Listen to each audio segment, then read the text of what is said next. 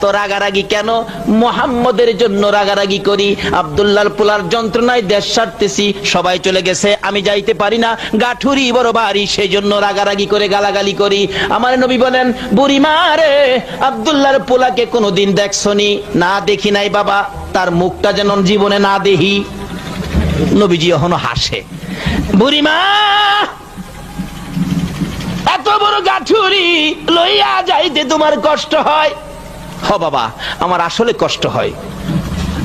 আব্দুল্লাহর পোলার বয়ে যখন দেশ ছেড়ে পাহাড়ে যাচ্ছ, আমি যদি তোমার গাঠুরি মাথায় নিয়ে তোমার আগায়া দিয়ে আসি, অনুমতি দিবা কিনা? তোমার কষ্ট হবে না?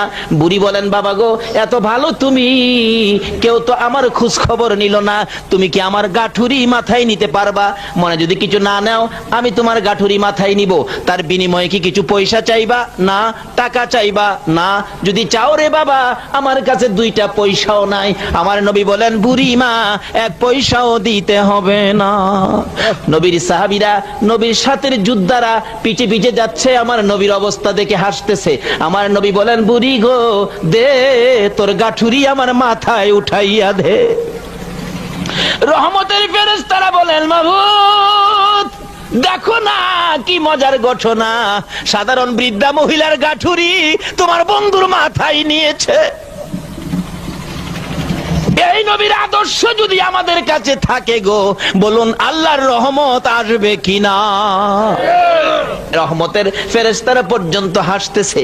বুড়ি নবীর মাথায় গাঠুরি দিয়ে এখন খালি হাত, জর্জরা হয়ে গেছে, সুস্থতা এসে গেছে, সামনে আগে আগে যায়, আরো রাগ বেড়ে গেছে। আব্দুল্লাহর পোলা মোহাম্মদ রে যেন জীবনে না দেখি, অহনো আমার নবীরে গালাগালি করে। আমার নবী পিছে পিছে যায়, বুড়ি আগে আগে যায়।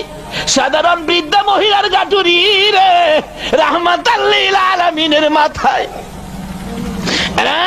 ছাত্র সেনার ভাইরা, এই আদর্শে যদি আদর্শিত হতে পারো, নিশ্চয়ই তোমাদের বিজয়ের পতাকা উড়বে।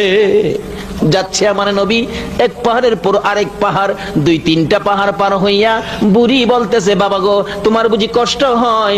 আর একটু আসো, আমার দেশের মানুষ, আমার বাড়ির মানুষ, আমার মহল্লার মানুষ যেখানে আছে সেখানে আমি যাব।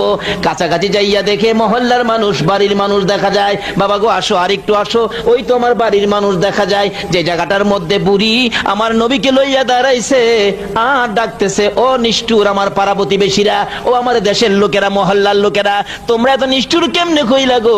আমার আব্দুল্লাহর পোলার বিপদ থেকে আসতে তোমরা নিয়ে আসলা না, আমি তো বিপদে পড়ে যাইতাম। এই যুবকটা যদি না পাইতাম রে, আমি আব্দুল্লাহর পোলার হাতে ধরা পড়ে যাইতাম। অহনক তার পাড়া প্রতিবেশীরা বসা ছিল, নবীকে দেখে বসা